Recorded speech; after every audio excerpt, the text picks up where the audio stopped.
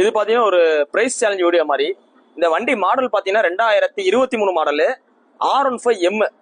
Already நம்ம சொன்ன மாதிரி இந்த R15Mல பாத்தீங்கன்னா ஒரு டிராக்ஷன் கண்ட்ரோல் வந்துடும், குயிக் ஷிஃப்டர் வந்துடும், டிராக்ஷன் கண்ட்ரோல் வந்துடும். டிராக்ஷன் கண்ட்ரோல்னா என்ன, குயிக் ஷிஃப்டர் என்னன்றத கூகுள்ல சர்ச் பண்ணி பாருங்க.